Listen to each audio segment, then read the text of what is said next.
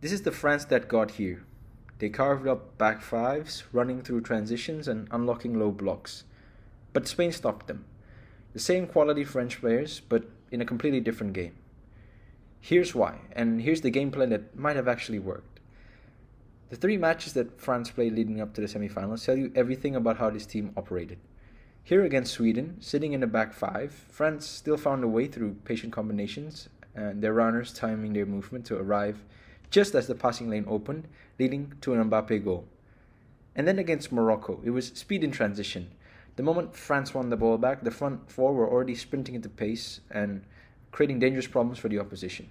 And here is Elise timing a pass to Dembele. And then against Paraguay, a deep physical low block, France still generated real quality by running at them.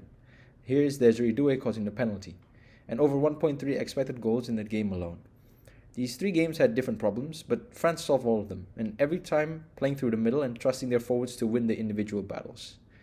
But now, watch what happened when they play against Spain. There's no low block to pick apart. Rodri and Fabian Ruiz screened centrally before France could even set up the pattern, and Spain pressed high and avoided gaps centrally and dared France to play through. The result, no transitions to exploit, and Spain's counterpress denied the loose ball movements.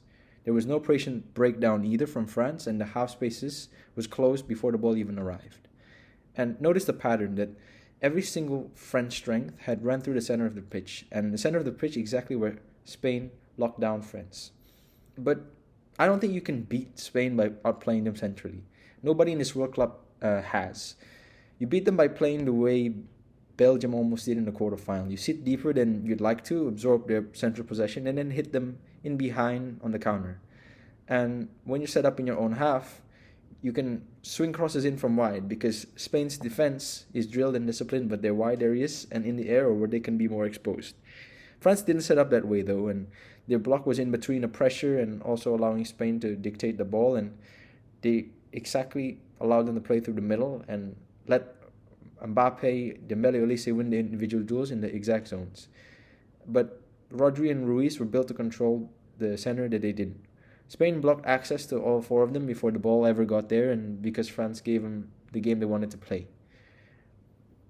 If Deschamps had set up with a deeper block from the start, inviting Spain onto them rather than breaking with Mbappe's space in behind or using Kounde and Digne to whip in crosses rather than trying to access through the middle, it would have been a completely different game.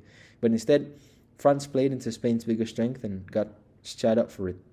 But there's also a deeper reason why France lost, which is that they didn't adapt in that moment. They hadn't trailed in a single match all tournament, and every previous game they were able to control the scoreline and the game state.